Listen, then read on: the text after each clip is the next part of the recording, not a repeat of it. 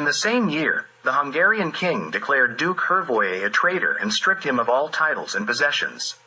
However, this was merely an empty gesture since the Hungarian king could neither replace Hrvoje nor take away his possessions.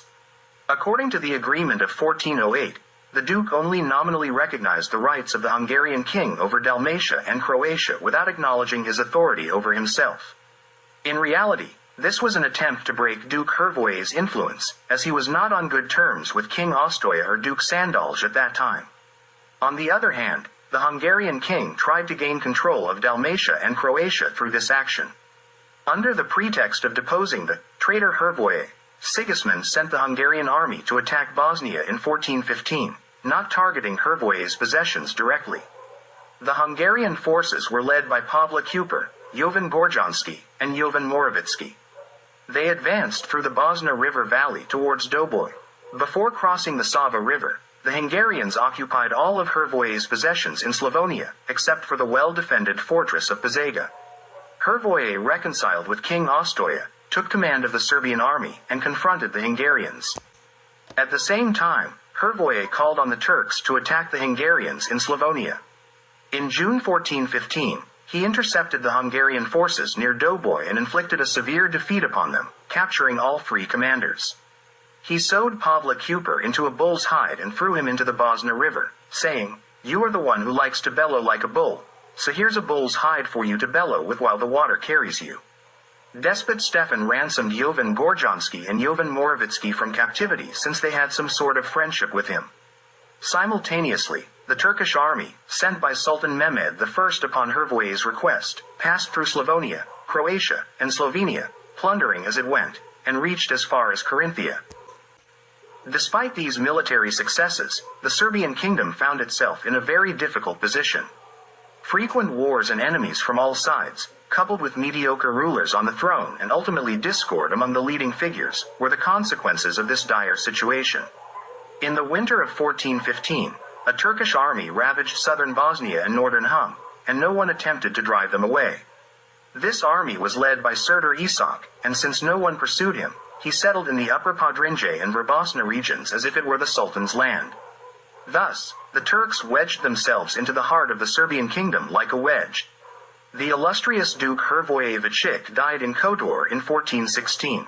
To maintain unity in the kingdom, King Ostoja married Hrvoje's widow, Jelena. Immediately after Hrvoje's death, a war broke out between Venice and Hungary over Dalmatia.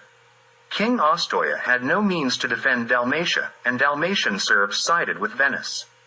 The Venetian commander in Dalmatia, Antoni Cantarini, reported to his government on November 28, 1418, that he had raised 5,000 capable soldiers among the Serbs, who would ensure the final victory of Venetian arms over the Hungarians.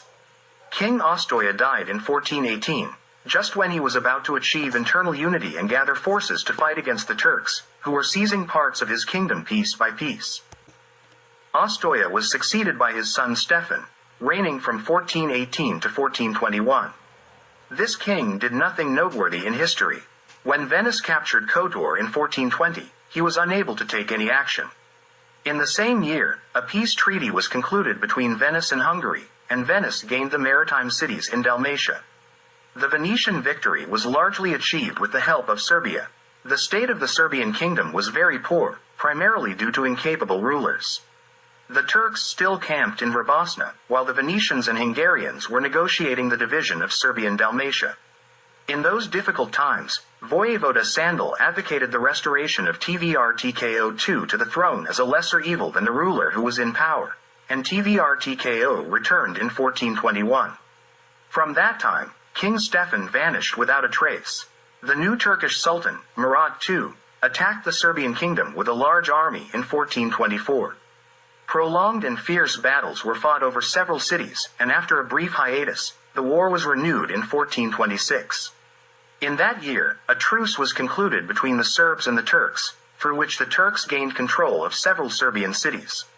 Soon after, a Serbian named Nikola killed Serdar Isak, and the Turks were expelled from Bosnia.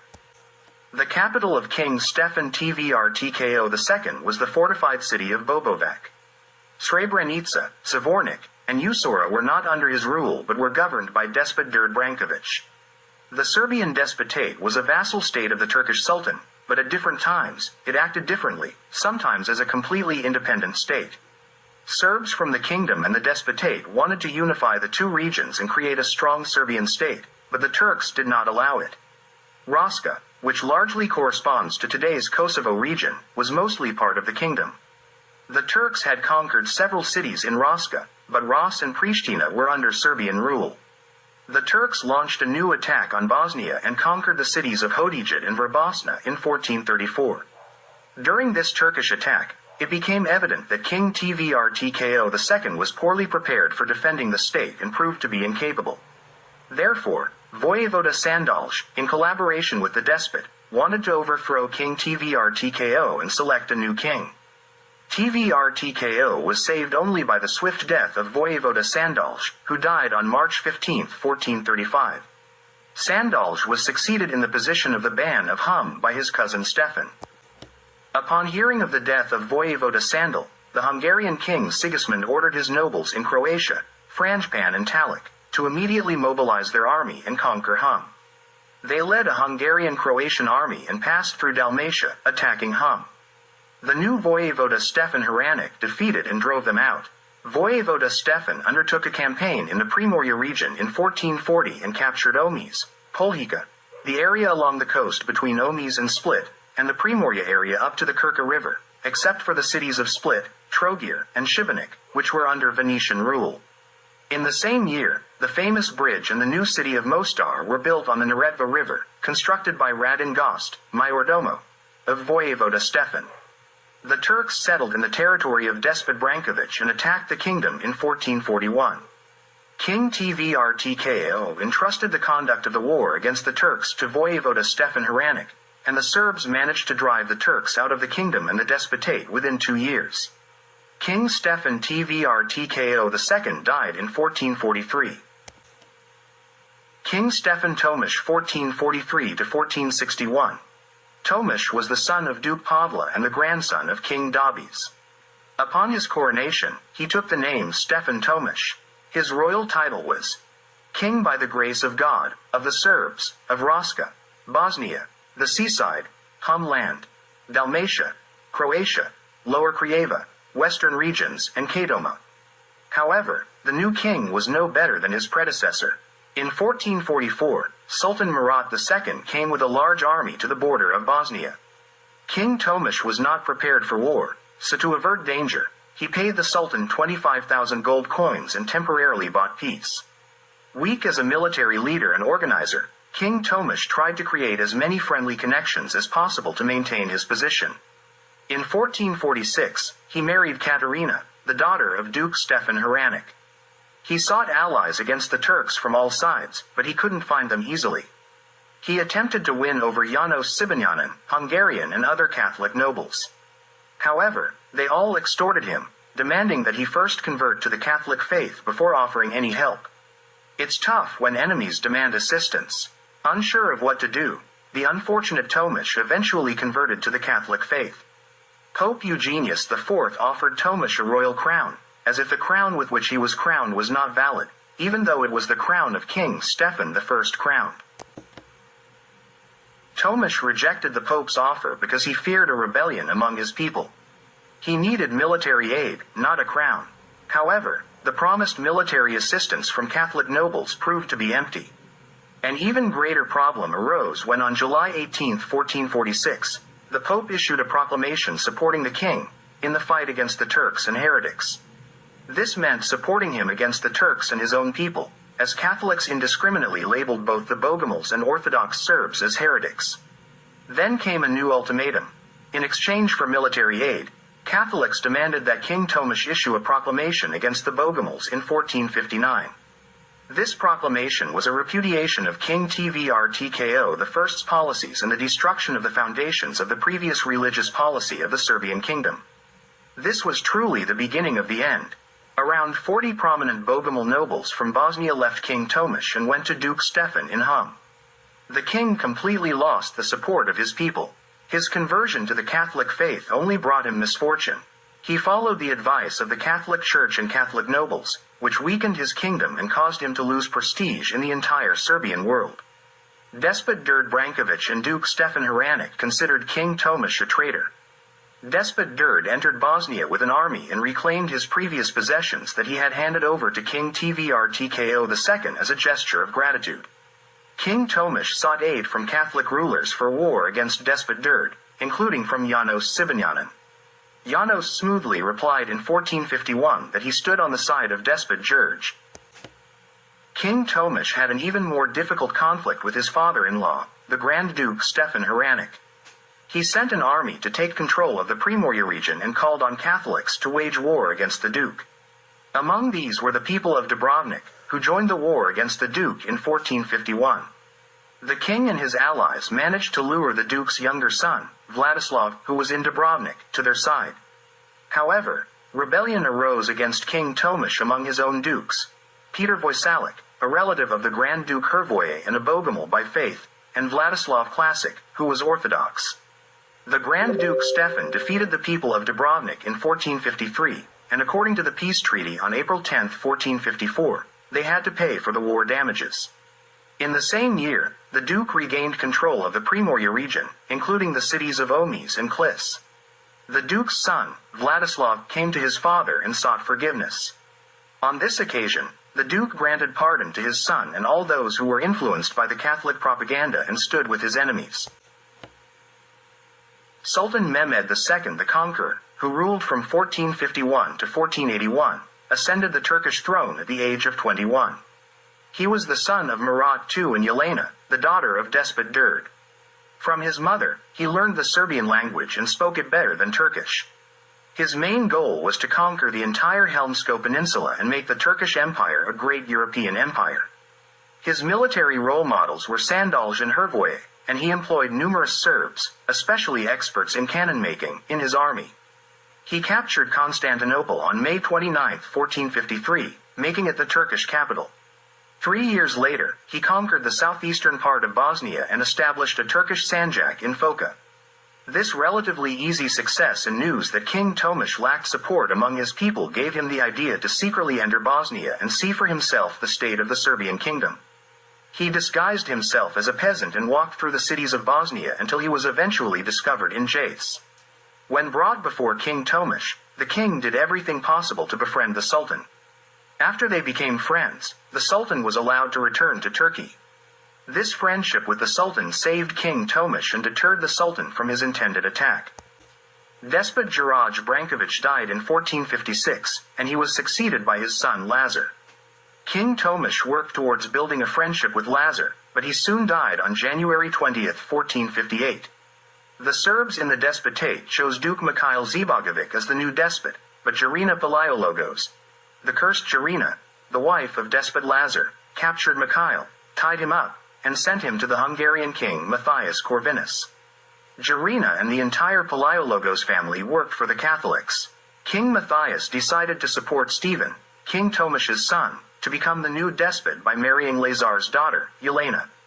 The wedding was celebrated in the spring of 1459, and Stefan Jablanović became the new despot. This was not well received among the Serbs in the despotate as the new despot was a Catholic. Sultan Mehmed captured the fortress of Zenica in Raška in 1457, which belonged to King Tomasz. In the same year, Tomasz sent messengers from Bobovac to the Pope, King Alfonso of Aragon, who was also the King of Sicily, the Doge of Venice, the Duke of Milan, and the Duke of Bologna, seeking help for the war against the Turks.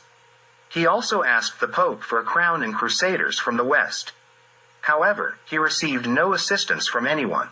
Then, King Tomasz went to Pristina and from there, on June 3, 1459, he sent a proclamation to Serbian nobles, calling them to battle on Kosovo. He sent this proclamation to the Grand Duke Stefan Hranić, Prince Radivoje Jablanović, his uncle and Lord of Jace, Duke Stefan Stanic of Primorje, Ban Momčilo Tomanovich of Usora, Zupan Punja Petr Kovačić, Duke Vuk Rebeljanovich of Livno, Duke Radivoje Vladimirovic of Neretva, who was also a judge at the court, Duke Michanovic, Ban of Zvornik and Makva Pavla Kubretic, Duke Jovan Skatic, Duke Vladislav Vucic, Zupan of Raška, Duke Dejan Altimanović, Duke Vuksa Veselčić, Zupan of Herceg Novi, and Duke Markomir Branković of Podrinje. It is not known if any of these nobles responded to his call, as it appears that no one did, considering King Tomasz was considered a traitor among the Serbs. Since her son-in-law and the new despot were Catholic, the cursed Jarina rushed to declare that the Serbian despotate was placed under the protection of the Roman Pope. The Serbs could not accept this, so they secretly sent messengers to Sultan Mehmed, inviting him to come to Smederevo to surrender the city to him. The Sultan arrived, and the Smederevo voivode handed over the keys of the city on June 20, 1459. Thus, the capital of the despotate, the impregnable city of Smederevo, was handed over to the Turks without a fight, even before falling into the hands of the Catholics. After the surrender of Smederevo, King Tomasz realized that everything was lost, mostly due to his own fault and deceit. He entered negotiations with Sultan Mehmed and offered recognition of the fortress of Zenica for a temporary peace. His son Stefan, the short-lived despot, fled with his wife to Bosnia. King Tomasz was devastated and lost all hope of improving the situation, so in 1460, he offered Venice to take tutelage over the Serbian kingdom. However, Venice could not accept this offer as it did not have the strength for such a role. The following year, a conflict arose between King Tomasz, Venice, and the Hungarian Ban of Croatia, Pavel Spirancic, over the territory that belonged to the deceased Ban Talovac. King Tomasz invoked his right to the crown and claimed that Croatia belonged to the Serbian kingdom, so he occupied all the regions of Croatia south of the Sava River. Just when he occupied the region of Bjelic, Tomasz fell ill and died on July 10, 1461. The Ban Talovac was, in fact, Deluca from Korčula, who was appointed as the Ban of Dalmatia and Croatia by the Hungarian king in 1435 and died in 1445. King Stefan 1461–1463. King Stefan Tomasz was succeeded by his son Stefan, the failed despot, whom people usually refer to as Stefan Tomasev or Stefan Tomašević. The Serbian people were dissatisfied with these Catholic kings, whom they considered apostates, both the Orthodox and the Bogomil Serbs. The latter were even more adamant opponents of Catholicism. Sultan Mehmed was preparing to conquer Bosnia, all the more easily because King Stefan had no allies. Even the great voivode Stefan Hranic refused to have anything to do with this king. King Stefan sent envoys to all the rulers in the west, asking for help. He sought help from the Pope, and Pope Pius II sent him a delegate to crown him with the Catholic crown he had sent. Stefan did not dare to be crowned with that crown in Bobovac, so he went to Jace and was crowned for the second time there in November 1461, with the Pope's crown. After that, he dared not return to Bobovac because the people of Bobovac were staunch enemies of Catholics. Hungarian King Matthias Corvinus paid no attention to Stefan's submission to the Pope but sought to exploit his weakness in any way possible to grab some part of Serbian land. He entered Bosnia with an army and captured several Serbian cities.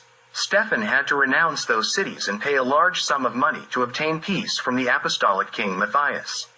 King Tomasz and his son Stefan were obligated to pay tribute to the Turks, so paying King Matthias for peace drained the royal treasury, and they could not pay the tribute to the Turks anymore. Even worse, Matthias imposed a treaty on Stefan that made him a vassal and obliged him to send soldiers for the war against the Turks. Stefan had to commit in writing not to pay the annual tribute to the Turks anymore. When Sultan Mehmed heard about Stefan's treaty with Matthias, he sent people to collect the overdue tribute.